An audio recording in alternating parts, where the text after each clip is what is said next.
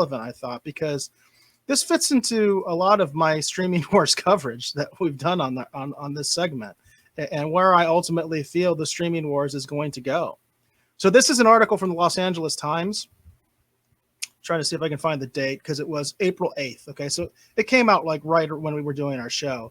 It says Sony becomes a top supplier for Netflix. How that plays into the streaming wars. It says, at a time when every other studio wants to be a Netflix competitor, Sony Pictures has decided to become one of its top suppliers. Culver City-based Sony has signed a multi-year deal to release movies on Netflix after they hit theaters and home video, the company said on Thursday. The agreement replaces Sony's previous pay TV pack with premium cable network Starz, which is owned by Lionsgate. Starz had been the exclusive premium cable home for Sony movies for more than a decade. The deal begins with Sony's 2022 lineup and will stretch through 2026. It will include the upcoming releases Morbius, Where the Crawdads Sing, Bullet Train, followed by future installments of the series, including Venom, Spider-Man, Jumanji, and Bad Boys. So I think this is really, really interesting. For people that are not aware of this, Sony does actually have their own streaming service. It's called Crackle. But Crackle is an ad-based streaming service.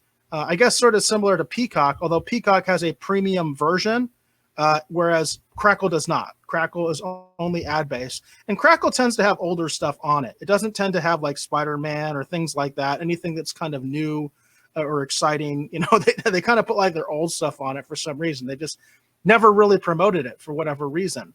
I think this is really interesting because I've always felt that eventually what's going to happen with the streaming wars is there's going to be consolidation.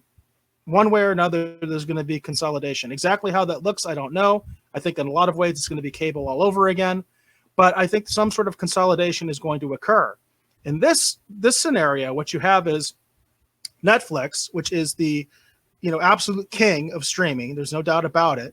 Although Disney Plus is definitely gaining ground. In fact, Disney Plus is actually anticipated to overtake Netflix in the next, I think, decade or so. But it's interesting to see that Netflix, as the dominant player, has made this deal with Sony, who doesn't have that big, popular streaming service in the streaming wars as of yet. And it looks like they have no intention to go that route. So instead, they're partnering with Netflix. And I find this to be really interesting and possibly could be a real indication of where the future of the streaming wars is going. Because as you have some of these channels eventually some of these channels are going to go away. They're just not going to make it. But that doesn't mean the studios are going to go away, and they're still going to need a place to put their stuff. And it's really interesting to see almost this full circle thing going on because Netflix never used, when Netflix first came out, it didn't make its own content. Netflix built its brand on other people's content. And to see them actually sort of going back to that a little bit is really interesting to me because Netflix has basically said their way forward is basically making content. Like they want to do a new movie every week. That's what Netflix wants to do. That's their goal. But it's interesting to see that Sony has made this deal with Netflix. And I'm curious, Dave, if you'd heard about this and if you think it has any wider implications for the streaming wars. Well, it's interesting. It does. Well, here's the thing I was looking at because I was trying to remember because I thought I'd heard there was some deal or something that had gone down. I don't know if you'd heard this or not, but it wasn't something we reported. But apparently, Chicken Soup for the Soul Entertainment basically owns Crackle.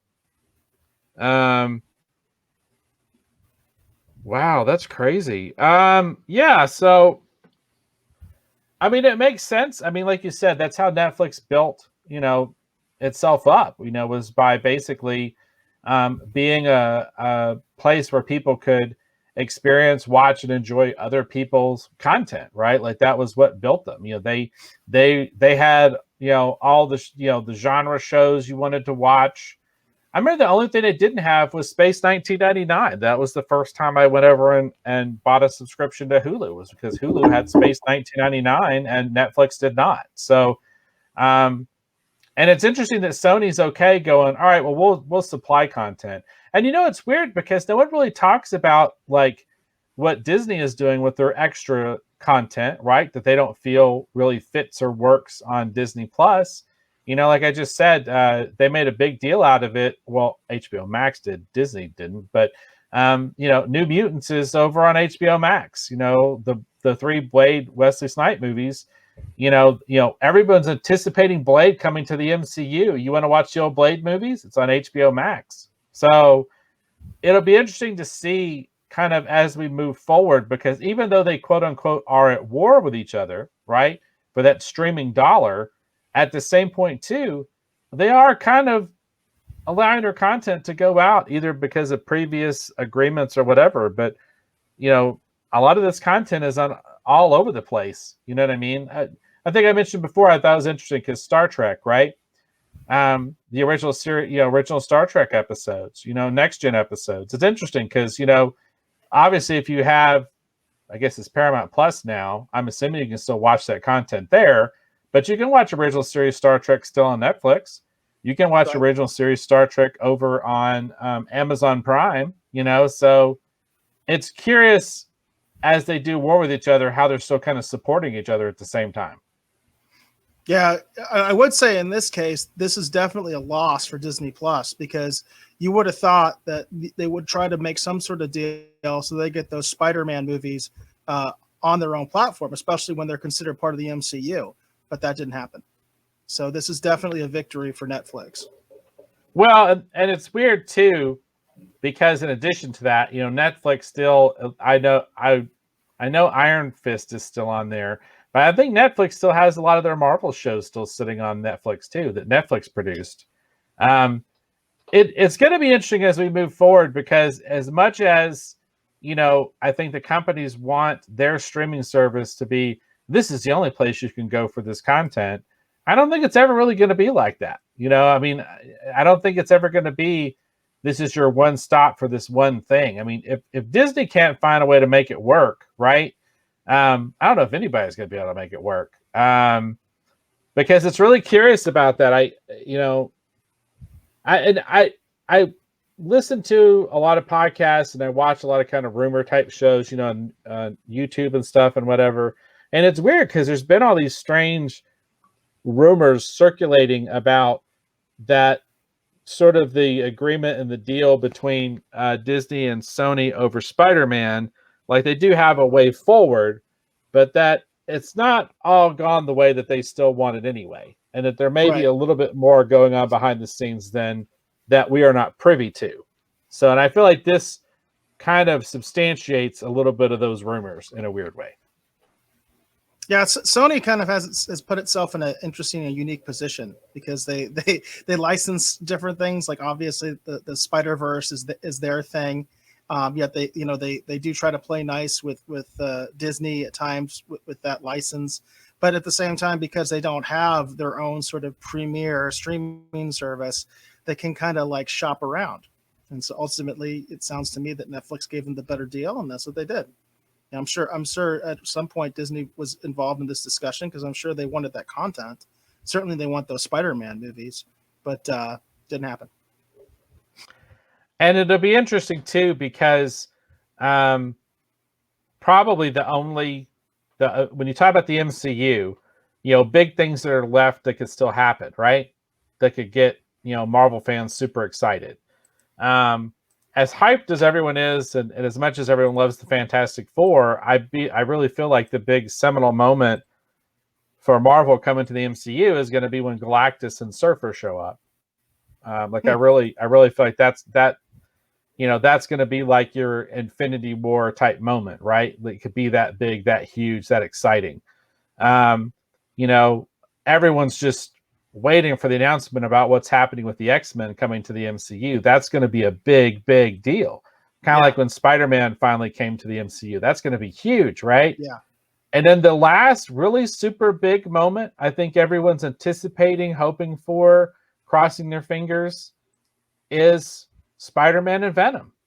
And it's so funny because that will be a Sony operation. You know what I mean? Because Sony owns those characters as far as the movie rights is concerned. So it's really interesting, and it's strange because it goes back to highlight we were just talking about the deals and the streaming wars and how the rights and all this minutia and everything affects what's happening with the streaming wars in weird ways that you wouldn't expect. Because that seriously, I mean, I would put Spider-Man squaring off against Venom, even though that won't be quote unquote a big MCU moment. That is a potentially big MCU moment, like the X-Men coming to the MCU. Like I really honestly believe that. I mean, what do you think, Eric? No, I think so. I mean, obviously, it's going to be more directly tied into what Sony's doing, at least at this point. But we'll see. I think it's kind of weird. I still haven't seen Venom, so I'm not very well educated in that regard because I haven't seen it, and I want to, but I just haven't got around to it. It's not because I don't want to watch it or I heard bad things or anything like that. But I am kind of weirded out a little bit that, as far as I understand, they didn't tie it in to the Spider-Man movies really at all, So I don't know why that is. I don't know why they're doing that approach. Maybe they're trying to build their own Spider-Verse and they're trying to kind of emulate what the MCU has done, establish each of the characters individually, and then, smash them all together in some big epic. I could definitely see that as a possibility. But I haven't actually seen the movie. So I don't know if it's good, if it's bad, or anything like that. If I'm going to be enjoying that direction, I certainly didn't like Spider-Man 3, and I didn't really like the direction they took with Venom and that.